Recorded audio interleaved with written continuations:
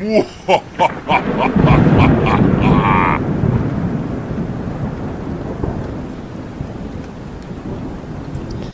दोस्तों, आशा करता हूँ आप सब बहुत अच्छे होंगे। कहानी अच्छी लगे तो लाइक और सब्सक्राइब करिएगा और बेल आइकन पर ज़रूर प्रेस करिएगा। और हाँ, इतनी देर बाद कहानी लाने के लिए आप लोगों से बहुत माफ़ी मांगता हूँ मैं। यह बात बांग्लादेश की है। शाह आलम जो बांग्लादेश में रहते हैं, उन्होंने यह एक स्टोरी हमें भेजी है। शाह आलम के चाचा थे जो कब्रिस्तान में रखवाली का काम करते थे। वह कब्रिस्तान में रखवाली करने के साथ साथ वहाँ पर कब्र भी खोदा करते थे। एक दिन शाह आलम के चाचा ने रात के समय शाह आलम के घर का दरवाज़ा खटखटाया। शाह आलम ने दरवाज़ा खोला तो देखा उनके चाचा बहुत डरे हुए थे और काँप रहे थे।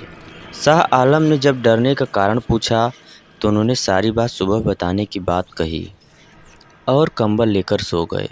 सुबह होने पर उन्होंने बताया कि पिछली शाम को जब वह कब्रिस्तान में एक कब्र खोद रहे थे तो पास की कब्र के ज़मीन के नीचे से ही बड़ी ही अजीब आवाज़ आने लगी और वो कुछ खा रहा था। और कुछ समय बाद उस जगह की मिट्टी अपने आप ही ज़मीन में धंसने लगी। यह देखकर वह बहुत डर गए और पीछे हट गए। तभी उस ज़मीन में से एक अजीब सा शैतान निकला जो देखने में बहुत भयानक और इंसान के आकार से बहुत बड़ा था, जिसके बड़े बड़े दांत थे, जिसमें खून लगा हुआ था। उस कब्र में उन्होंने कुछ समय पहले जो इंसान दफन किया था, अब उसकी केवल हड्डियां ही बाकी बची थी। यह देखकर चाचा को समझते देर नहीं लगी कि वह शैतान कब्र में से इंसान की लाश को खाता था। जब शैतान ने चाचा को देखा तो वह चाचा के पीछे भागा। चाचा बड़ी तेज भागकर कब्रिस्तान के पास की मस्जिद में चले गए। कुछ देर बाद जब मस्जिद में मौलवी आए तो उन्होंने चाचा के ऊपर मंत्र फूंककर एक तावीज़ दिया। मस्जिद से निकलकर सीधे वह शाम शाह आलम के घर आए थे। इस घटना के बाद चाचा डरे रहने लगे और अब वह कब्रिस्तान की रखवाली करने वाले कमरे में कभी भी अकेले नहीं सोते थे। अब उनके साथ एक या दो मौलवी भी साथ सोते थे।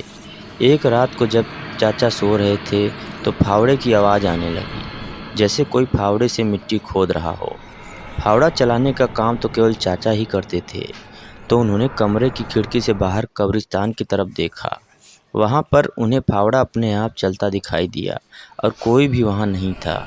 यह देखकर चाचा बहुत हैरान हो गए और ज़ोर से चिल्लाए, कौन है वहाँ? तब तक कमरे में सोए दो मौलवी भी जाग चुके थे।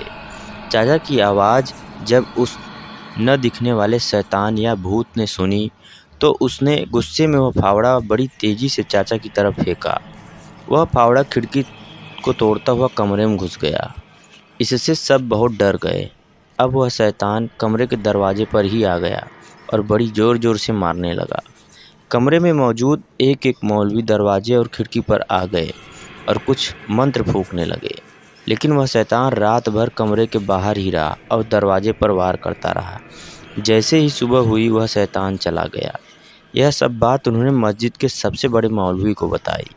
उस बड़े मौलवी ने कहा कि मुझे इसका इलाज पता है, आज रात मैं तुम्हारे साथ सोऊंगा। अगली रात को जब सब डरे हुए सो रहे थे तभी आधी रात को फिर फावड़ा चलने की आवाज़ आने लगी। अब की बार बड़े मौलवी ने कहा, मुझे इसको देखने दो। वह दरवाज़ा खोलकर मंत्र पढ़ते हुए फावड़े की तरफ चले गए। मौलवी ने उस फावड़े को बड़ी तेज़ी से हवा में घुमा दिया, जिससे बहुत ही दर्दनाक आवाज़ आई, जैसे फावड़े से किसी के सीने में वार किया हो। मौलवी साहब ने इसके बाद इशारे से सबको वहां आने को कहा। उन्होंने चाचा को एक बड़ा गड्ढा खोदने को कहा। उन्होंने बताया कि वह शैतान जो दिखाई नहीं दे रहा वह अब मर चुका है और फावड़ा उसके सीने में लगा है। इसके बाद उस शैतान को बड़े मौलवी के कहे अनुसार फावड़े के साथ ही दफन कर दिया गया। इस घटना के बाद यह बात चारों तरफ आग की तरह फैल गई और उस कब्रिस्तान को बंद कर दिया गया। तो दोस्तों, कैसी रही कहानी? एक कहानी और है जो आपको सुनाना चाहता हूँ। एक समय की बात है, एक गांव में सोनू नाम का एक सब्जियों का व्यापारी रहता था। वह अपने खेत में सब्जियां लगाता था, पर दिक्कत यह थी कि उसका खेत कब्रिस्तान के पास था। गांव में खबर थी कि एक चुड़ैल, उसके लंबे काले बाल और आंखें लाल थी, रोज रात को अपने कब्र से निकलकर भटकती रहती थी। सोनू गांव वालों को कहता था कि कभी कभी तो मुझे भी सब्जियां तोड़ने में डर लगता है। और इस तरह सोनू रोज़ सुबह सुबह सब्जियां तोड़ता और पूरे गांव में भेजता, और इस तरह वह अपनी ज़िंदगी का गुजर बसर करता था। और फिर एक दिन सोनू कहता है, अरे यार, मैं तो भूल ही गया कि आज मुझे को सब्जियों के नए बीज लाने थे। फिर सोनू बाज़ार चला जाता है और वापस आते आते शाम हो जाती है। और सोनू कहता है, अरे यार, आते आते तो शाम हो गई है। और वे कहते ही हैं कि मैं जल्दी जल्दी सब्जियों के बीज खेत में डाल देता हूँ। फिर सोनू खेतों में बीज डालने लगता है और समय का पता नहीं चलता कि कब रात हो जाती है। और तभी कब्रिस्तान से भयंकर भयंकर वाली आवाज़ें आने लगती हैं। भान कब्रिस्तान में कोई भूतिया चुड़ैल हो। डर के मारे सोनू जल्दी जल्दी काम करने लगता है और सब्जियों के बीज डालने लगता है। इतने में ही सोनू के पीछे वह डरावनी चुड़ैल आकर खड़ी हो जाती है और चुड़ैल ज़ोर ज़ोर से हंसने लगती है। चुड़ैल की भयंकर हंसी सुनकर जैसे ही सोनू पीछे मुड़कर देखता है तो उसकी आंखें डर के मारे बाहर निकल जाती हैं, और यह देखकर सोनू ज़ोर ज़ोर से भागने लगता है और चिल्लाता है, मगर फिर भी उसके पीछे चुड़ैल उड़ने लगती है और चुड़ैल सोनू को धक्का मारकर नीचे गिरा देती है। और फिर वह सोनू की एक टांग पकड़कर उसे खींचकर कब्रिस्तान की ओर ले जाने लगती है। सोनू डर के मारे चिल्लाने लगता है, बचाओ बचाओ, कोई तो मुझे बचाओ, नहीं तो आज मैं बिना कारण ही मर जाऊंगा। और इस काली घनी रात में खेतों में कोई भी सोनू की आवाज़ नहीं सुनता और चुड़ैल सोनू को कब्र के अंदर ले जाती है। वहाँ पर पहले ही बहुत सारे लाशें थीं। वहीं दूसरी ओर सोनू के देर रात घर न आने पर उसका पड़ोसी सोचता है, इतनी देर कैसे लगी आज सोनू को घर आने में। और मैं सोचता है कि ज़रूर सोनू किसी मुसीबत में है, और यह सोचता है कि सोनू कहीं उसके घने वाले बालों वाली चुड़ैल के हाथों तो नहीं लग गया। यह सोचकर सोनू का पड़ोसी कुछ गांव वालों को साथ लेकर सोनू को तलाशने लगते हैं, और सभी गांव वाले बात करते हैं कि वो चुड़ैल बहुत पुरानी और ताकतवर है, वह हम सबको कच्चा खा जाएगी। फिर गांव वाले हौसला करके कहते हैं कि हमें अपने पड़ोसी सोनू की मदद करनी चाहिए। फिर एक आदमी बोलता है कि मैं एक सिद्ध प्राप्त बाबा को जानता हूँ, जो कि एक बहुत सारी चुड़ैलों को ठिकाने लगा चुके हैं। फिर सभी गांव वाले उस बाबा के पास जाते हैं और हमारे सोनू की जान बचाने में मदद करें।